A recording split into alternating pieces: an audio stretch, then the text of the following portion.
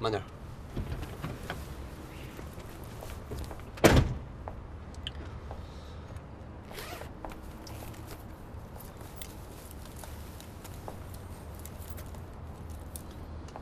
坏了，我没带钥匙。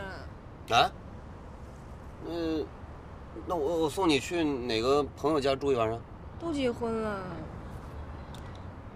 哎，航航他是一个人住吗？他好像跟他姨妈住啊。那真是不好去麻烦这儿。这个点儿，要不找开锁的？得等多久啊？那要不就……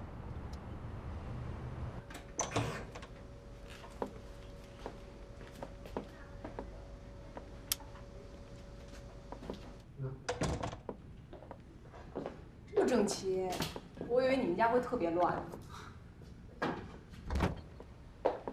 怎么会这么想啊？因为你离过婚啊，还2次。换双鞋舒服点儿。我就给你准备洗漱用品。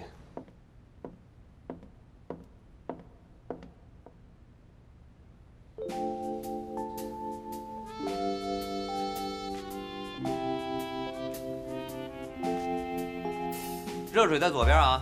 知道啦。放一会儿就是热水了。废话。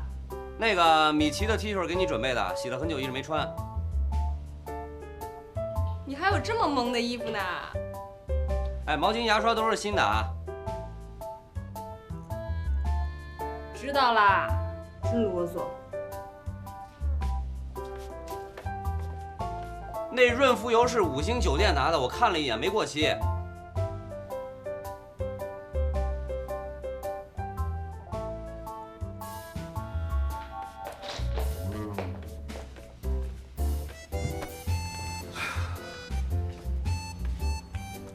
哎，那个床单、被罩什么都给你换新的了啊。委屈你睡沙发了。没事儿。哎，要不要给你找个吹风机？我平时也不用。不用，我那个没有用护发素，今天不吹。那行，早点睡觉吧，晚安。普遍同学，虽然今天我住在你们家里边，但是不代表你有任何的机会。你可别有什么企图啊！你想多了。第一，我不会把家作为乱搞男女关系的场所。第二，你是公司的合伙人之一，我非常珍惜这个团队。第三，你我各自不是对方喜欢的那一款，所以不会有任何意外发生。就算你开着门睡觉，我也会像不存在一样。晚安。你还是关着门睡吧，我要看球。这哈里卡德，这个赛季啊，上海申花队确实实力非常的强劲。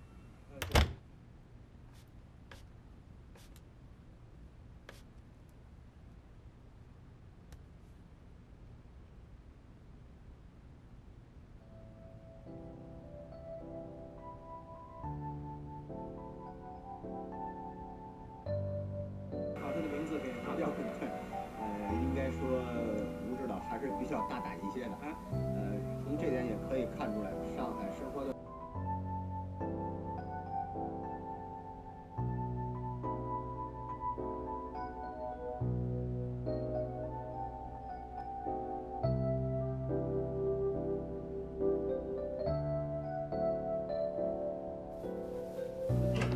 但是现在呢，右边前卫严向找是上吊国，而左边前卫小马丁内斯在昨天国安队在封体适应场地的训练当中啊，最后关头和替补门将程月岭相撞。怎么了？睡不着。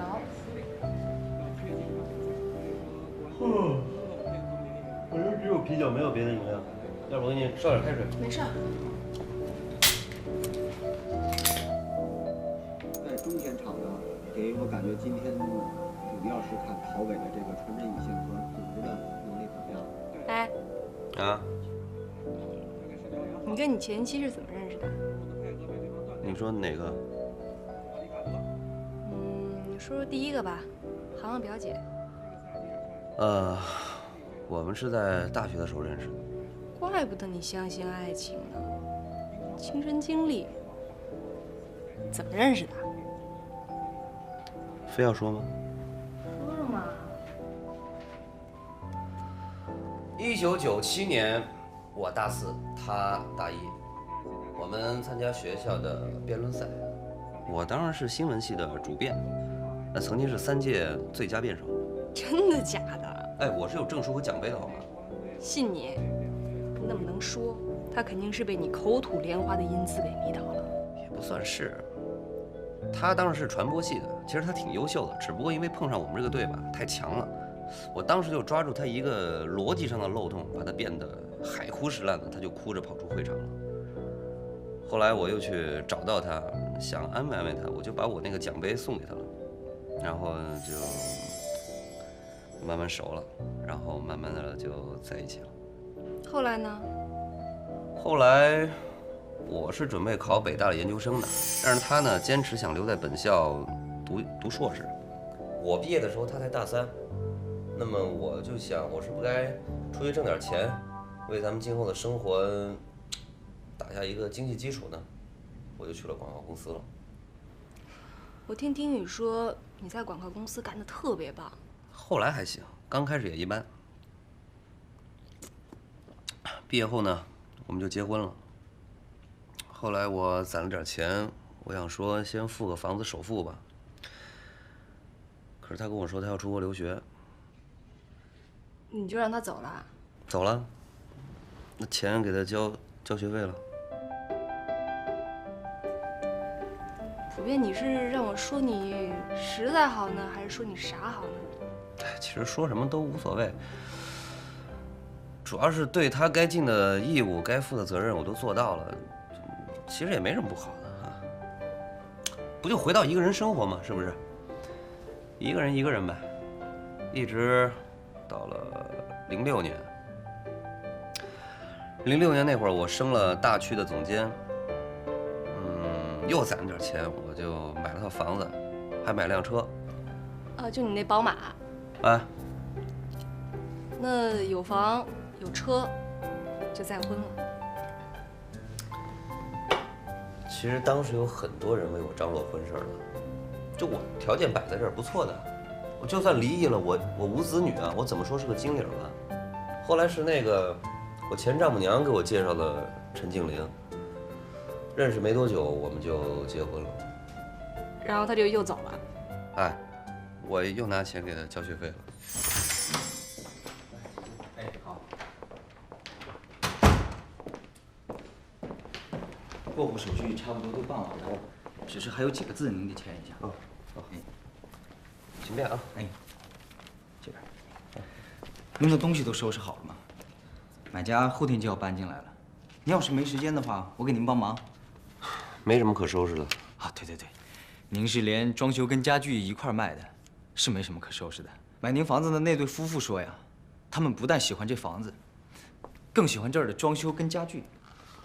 回头把钱打到我写给你的账户上。好的，好的。多好的房子，这户型、视野、采光都是一流的，蒲总挑房子真好。OK。哦，行，那我就不打扰您了。好了，行，谢谢。哎。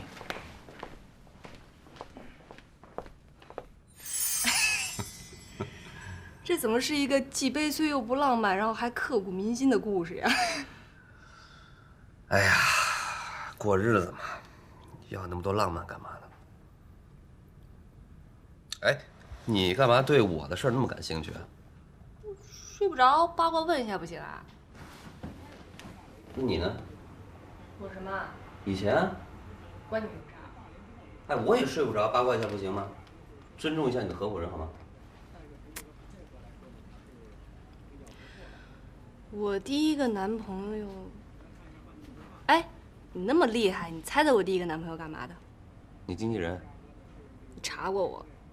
猜的，真的。猜那么准？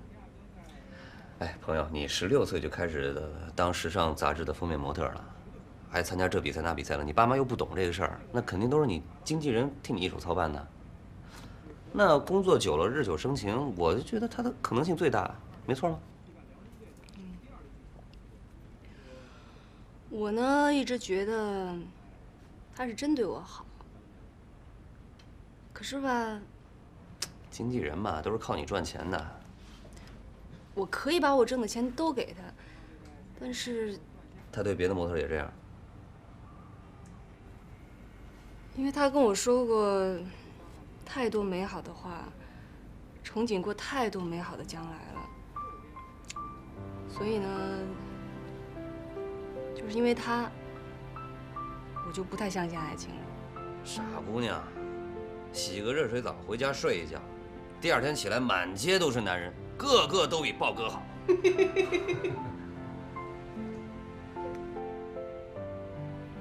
你说你吧，有的时候挺讨厌的，可是有的时候呢，还真是挺好玩的。怎么着你讨厌了？哪儿都讨厌，最讨厌的就是你骗我。其实江大成真的挺好的。他再好也得我自己去判断，凭什么你帮我掌管？ OK， 我错了，算我欠你个人情，改天我补偿你行吗？你怎么补偿？那你想我怎么补偿呢？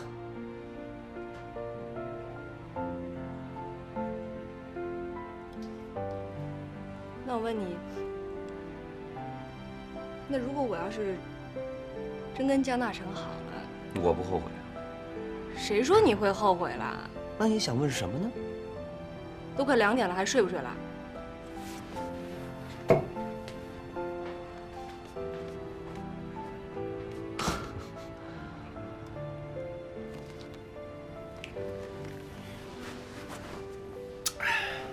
十分令人赞叹。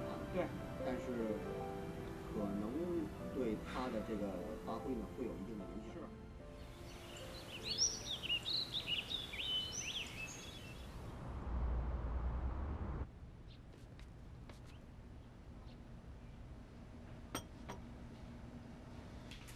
早。早。来，咖啡。脱脂奶不加奶油摩卡。你还会做这个呢？买的。大早上去买咖啡啊？那培根、鸡蛋都是买的。我平时一个人不做早饭。折不折腾呀？叫我起来出去一块儿吃不就行了吗？那不想让你多睡会儿吗？我去洗脸。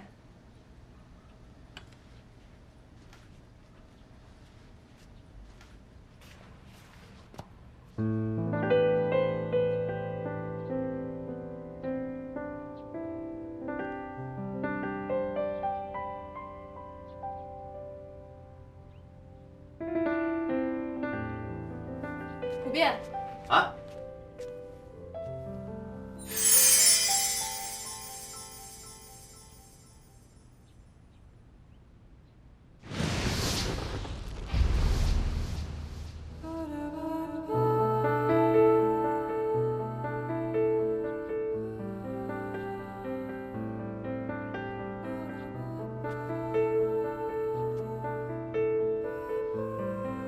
你别问我为什么，我就是不想欠你。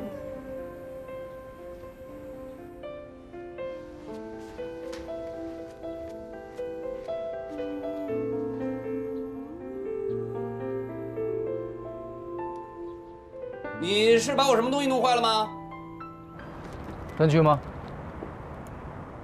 我想了想，太残忍了，那还是个男孩呢。没有受过伤，永远都是男孩啊！没想到你这个老男孩心还挺软啊。少废话，你去不去？去喽，你软我软，大家一起软喽。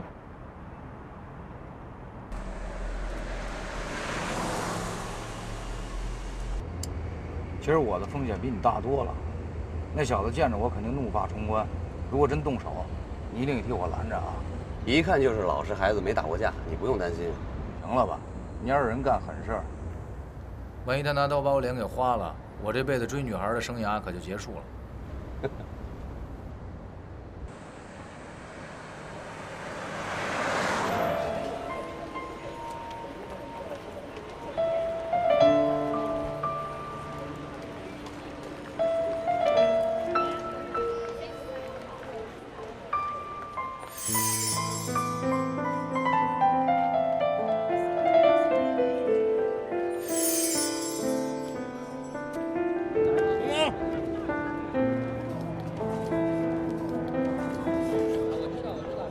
哎，不，你别，你先听我给你解释3句话，3句话听完以后你爱怎么着怎么着。首先，我不是林小玲的男朋友；其次，那天在酒店里边我是冒充林小玲男朋友；再次，林小玲这么做都是为了你好，为什么这么做？你以后会明白。我说了，他不是董事，我也不是老总，我们是跟林小玲一起合伙骗你的人。他为什么要这么做？因为他想让你死心，因为他明白，就算你留下来，这个未来对你们来说未必是美好的。因为他爱你，所以选择放手。黄猛，你看啊，我们之所以来找你呢，原因很简单，因为如果真的这人啊碰上这种事儿，可能对你未来影响会很大。那么作为男人来说，我们不想让你心里有阴影，这么去离开。安心回老家吧，好好生活，好好工作。我不回去了，我要现在走了，回去更痛苦。那你以为你留下来就不痛苦吗 ？OK， 那我跟你说一下现实好吗？应届本科毕业生的平均工资是2500左右。这些天你也找了很多工作，你有发现比这高的吗？我告诉你，没有。就算你5000好了，扣去税和五险一金，剩下差不多是3800。那么现在北京市租房价格是这样的，一居平均是2000到2200左右，2居是2800到3000左右。很明显，你要跟别人合租才能住下来。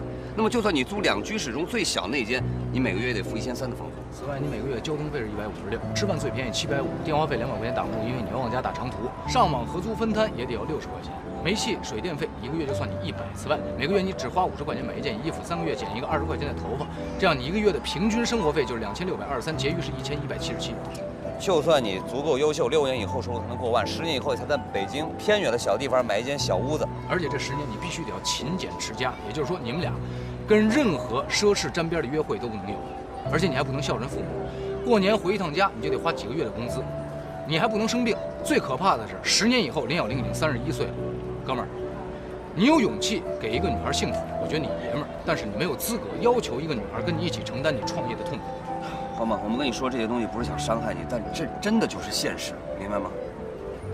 我是过来人，我比你年长一些，我觉得我对未来的分析比你会理性。你说的意思我都明白，你就想让我死心，是吧？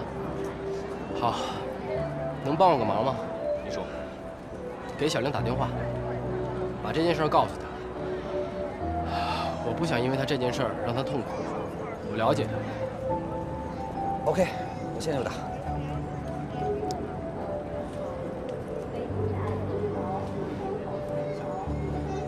小玲，你好，我是普遍。我跟丁宇在火车站，我们刚刚把黄猛送走了。是这样的，我们跟黄猛说了一下这个事情的经过，因为我们不想让他心里留下阴影。那么他也明白你的苦心了，他并且让我们转达你，说他会在老家好好工作，好好生活，希望你能够开心幸福。哦，最重要的是，他非常感谢你给他留下了大学时代美好的回忆。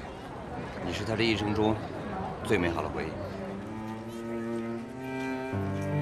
谢谢，他也是我最美好的回忆。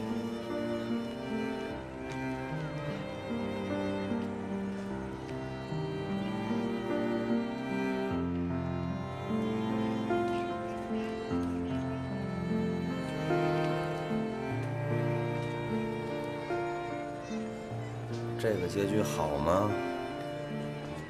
最好的结局就是进了候车室买张彩票，开车前的1分钟中了500万。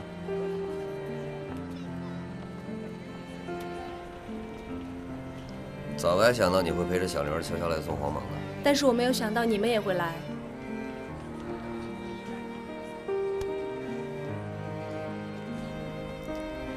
他当然没有去买彩票，就算他买了，也不会真的有意外的惊喜。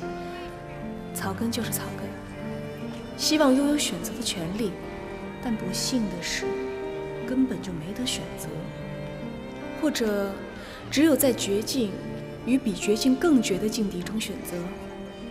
没有意外，没有福音，没有惊喜，没有逆袭。不论他有多相信爱情。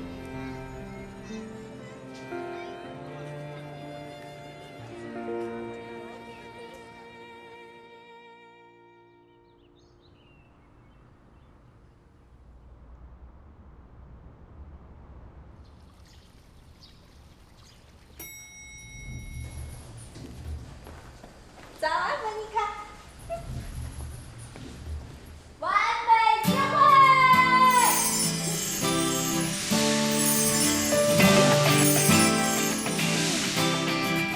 早上好，柳玲姐。早上好，航航。姐夫。哦，觉得怎么样啊？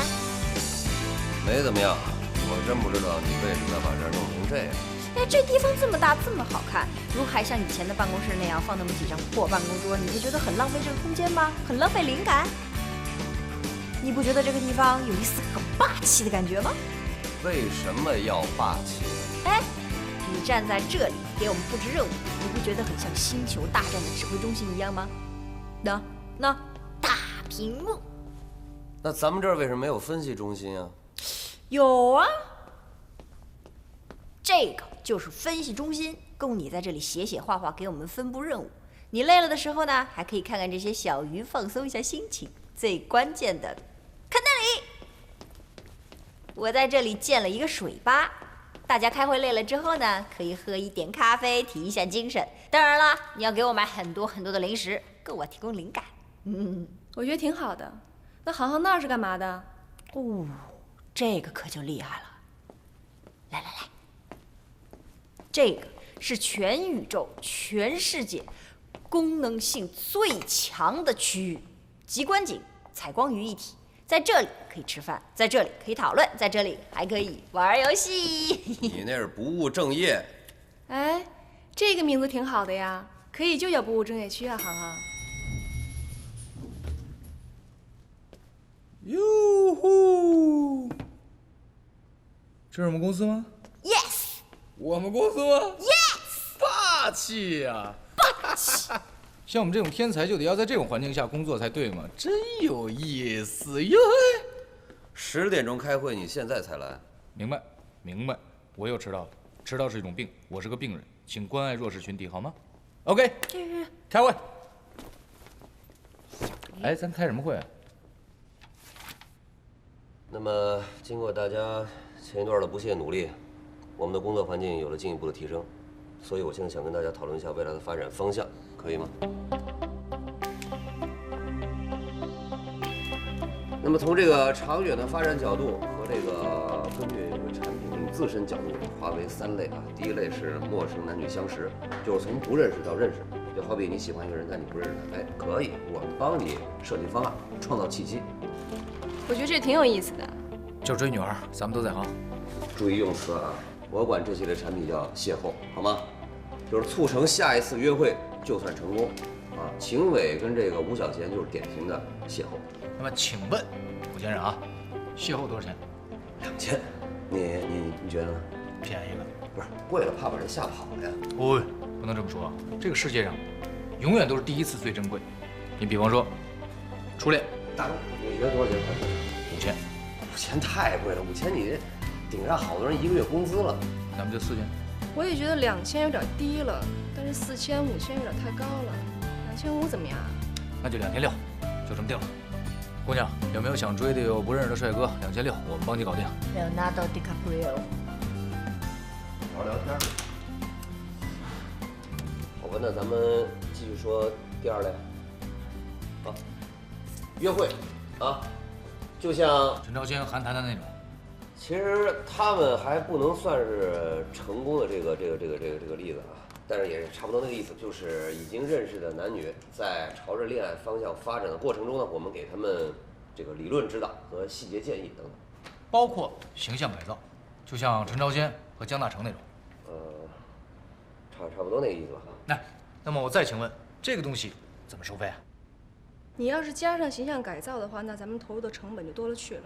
再像陈昭谦那样学个什么印象派，那就更复杂了。来，问题的关键来了，我们帮人约会这个成功的标准是什么？是要男女双方……哎，打住！这不是我想别的，大哥，你不信你看着，但凡来委托我们的客户，人家一定会问我们能帮人发展到什么程度。我也觉得，还是得制定个标准吧。哎，可以有个标准。那么好，你们说。我认为呢，把约会做成套餐比较科学。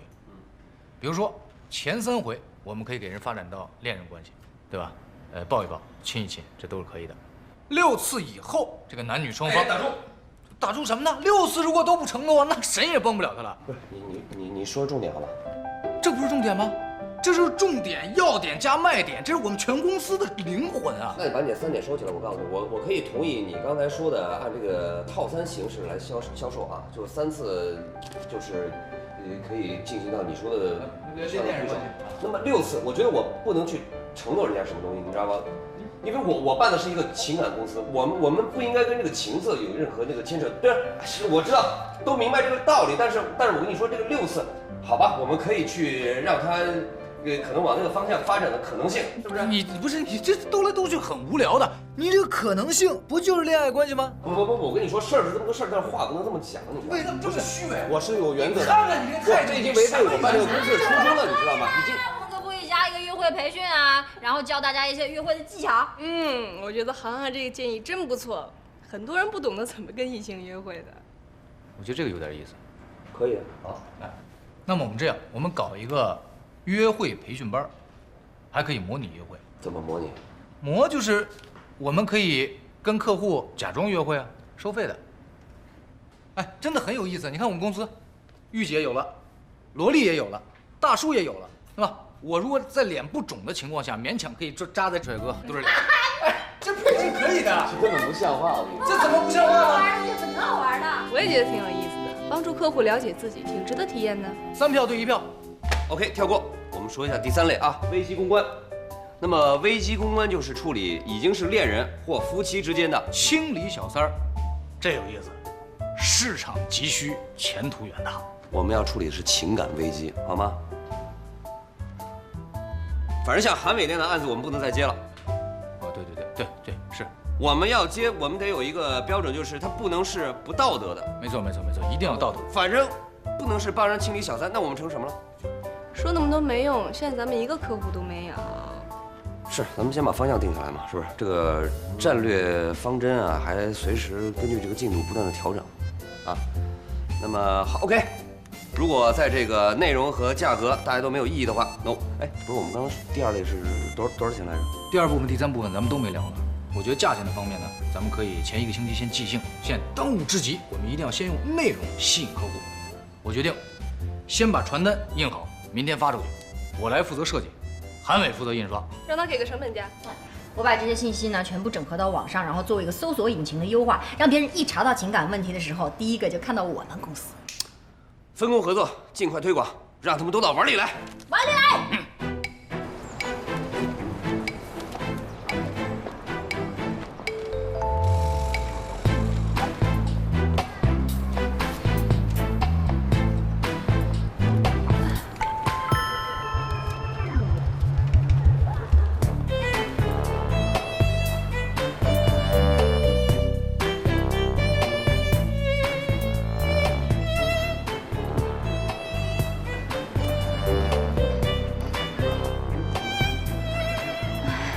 是你呀？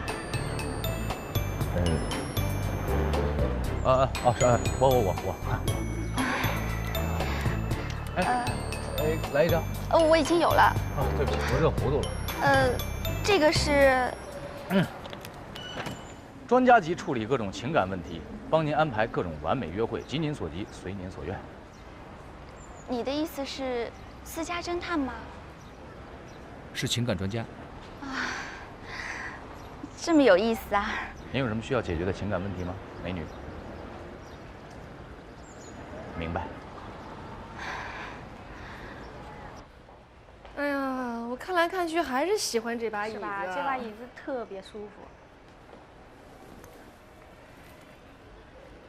真不能再便宜了吗？这个已经是最低价了，真不好意思。哎，我买了5把呢。你才买5把椅子，像其他公司的话，买上上百把椅子都是这个价，所以说很划算了。这个，你觉得怎么样啊？人呢？普遍。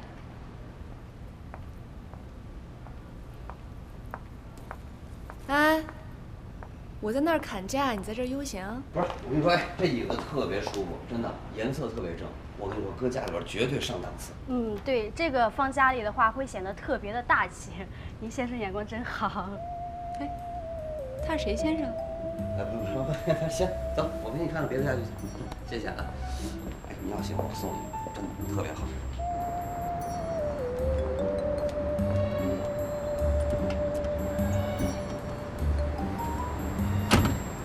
哎呦，现在这椅子是越来越贵，真是。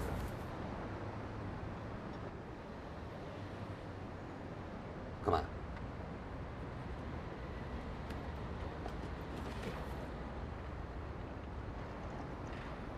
送你的。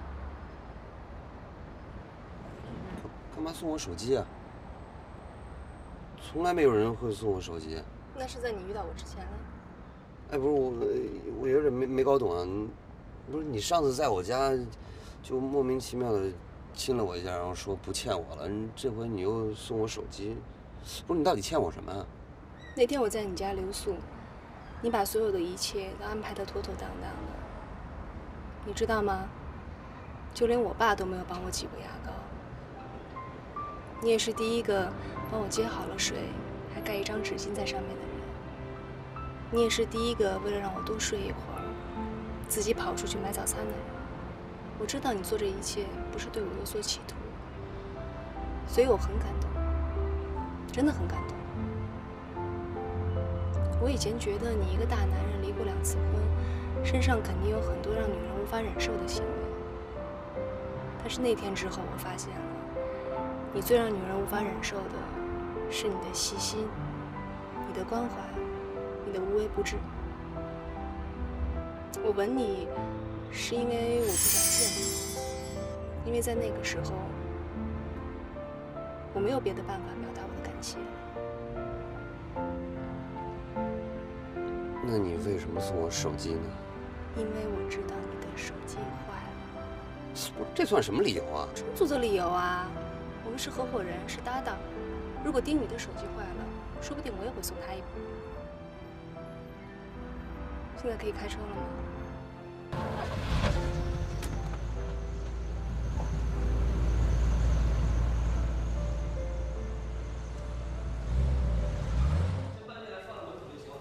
哎，回来了。哎，来，孙女士，我为你介绍一下。来，这位是心理辅导师、资深情感策划师普遍博士。你好。哎，来的正好。那么这位呢，是以历史最高成绩毕业于塞浦路斯设计学院的资深服装造型设计师柳林女士。你好。你好。两位老师，我为你们介绍一下。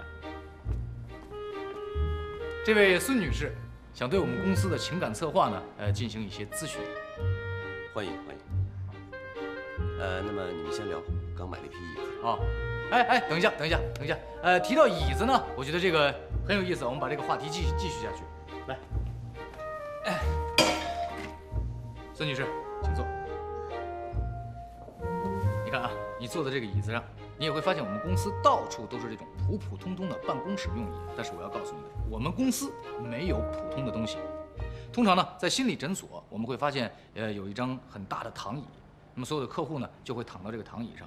但是研究发现，这个躺椅躺上去以后啊，会给客户一种心理暗示，就是我有心理疾病。那么普遍博士呢，觉得这样很不人道。那么普遍博士用他的普遍原理推断出了一项重大的发现，他发现普通的办公室用椅可以减轻客户的心理压力，坐上去以后就感觉我只是在这儿聊聊天、谈谈业务，而没有那么大的心理压力。我认为普遍博士这项发明和发现可以载入史册。你说的太对了啊，胡博士来，昨天你说这个灯坏了，我今天早上来修过了，你来看一下。哦，是吧？啊，这女孩是我在她家发传单的时候认识的，她喜欢她一个同事，她同事也喜欢她，但是两个人迟迟都没有挑明。于是呢，她就想主动跟她的同事挑明，觉得女孩子这样不太矜持。可是她同事又迟迟没有主动跟她挑明，于是她想主动的让她同事主动跟她挑明。你明白了吗？明白。哇，厉害呀！哎，我一定要成为博士吗？不是，她认资历，不吹不行了。看你的了。那天在马路上遇见的。哎，孙女士，来，接下来呢，这一切就交给卜博士，你们两个交流。刘女士，那个沙发头我也换过，你检查一下，看它平稳不平稳。你先画一个圈给卜博士。哦，谢谢。好，那么孙女士，来，我们走这边啊。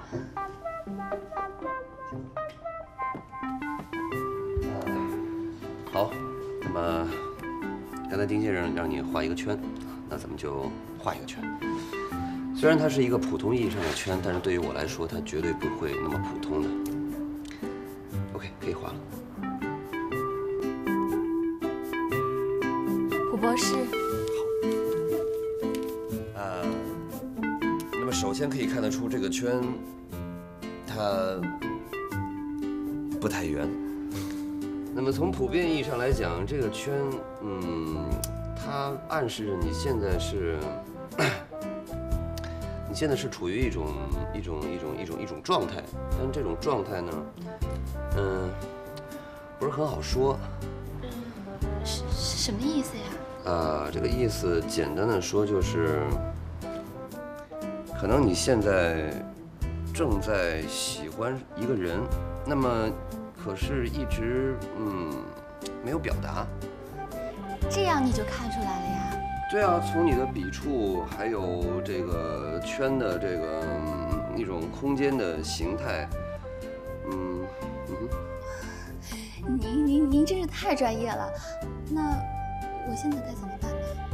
我觉得，我是不是应该坐在那张椅子上呀？可以啊。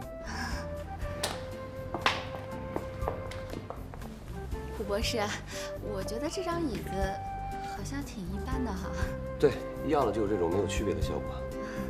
大凡季姐，这张椅子一定很贵吧？反正买了5把都没有打过折。啊，那我们说正事儿吧。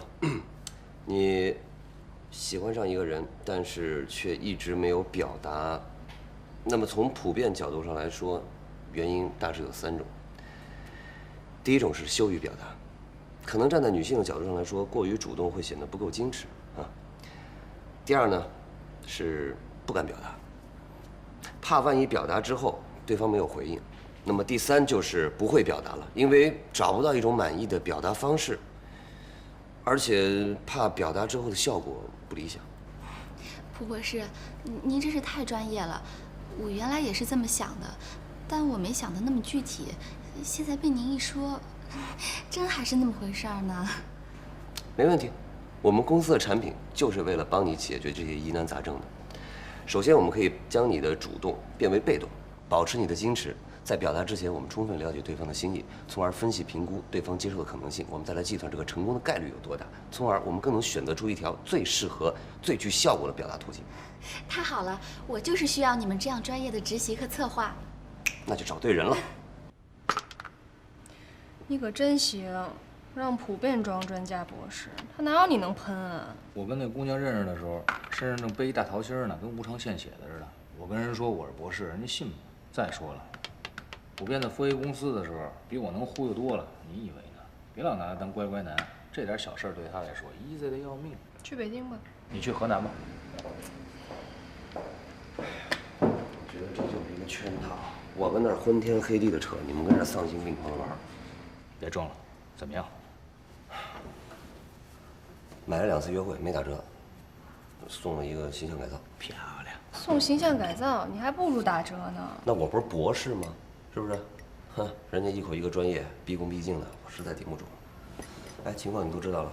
丁宇大概跟我说了一下，这个孙婷暗恋公司的一个同事，同事对他好像有点意思，但是一直没有动作。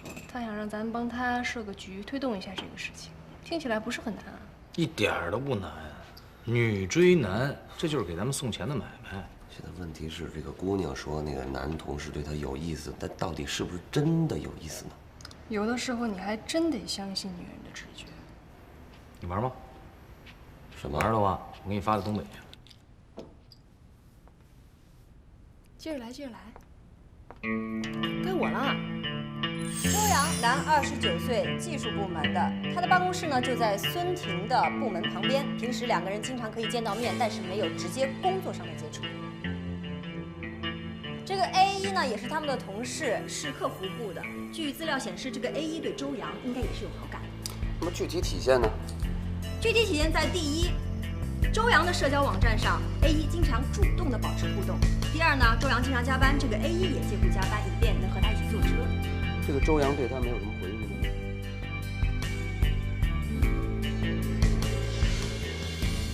明白了，明白什么了？太瘦了呀，肤浅。哎，这真不是肤浅哦。在男性探索真理的道路上，他们通常会选择丰满的美的。我可以继续吗？继续。这个 B1也是他们的同事，是总裁办的文员。那么就是 A 分类都是喜欢周阳的 ，B 分类都是周阳喜欢的。没错。这总裁办的还不错，漂亮。只看外表真的很肤浅。哦，这又肤浅了。在人类探索真理的道路上，通常会选择好看的呀。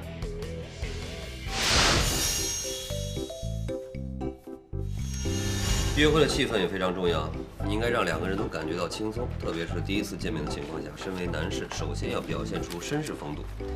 那么约会的地点要选择在比较繁华的地段，尽可能离女生住处近一些，打消她的顾虑。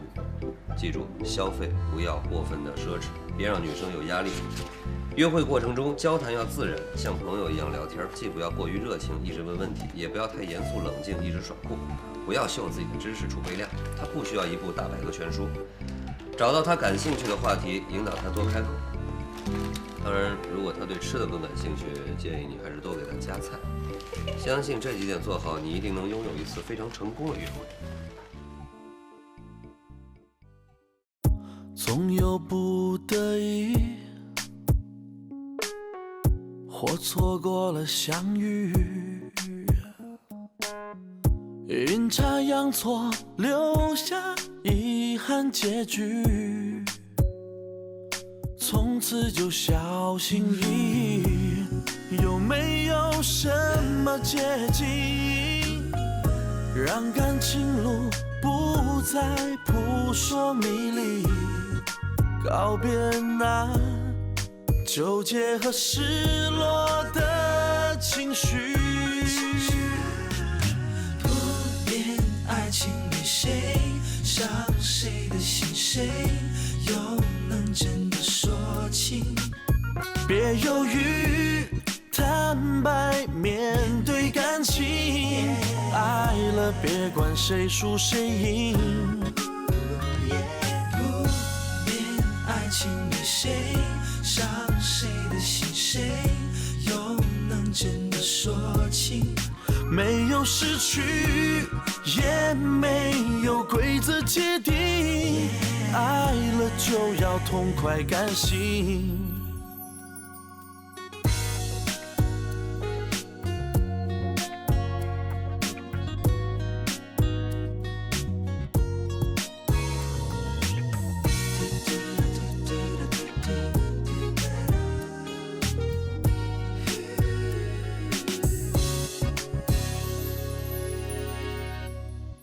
直到遇见你，遇见相爱的你，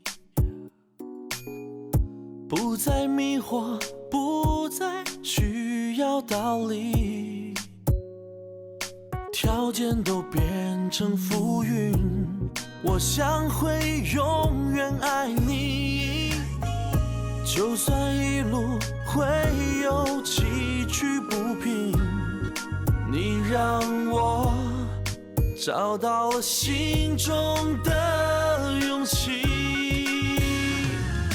不变爱情里谁伤谁的心，谁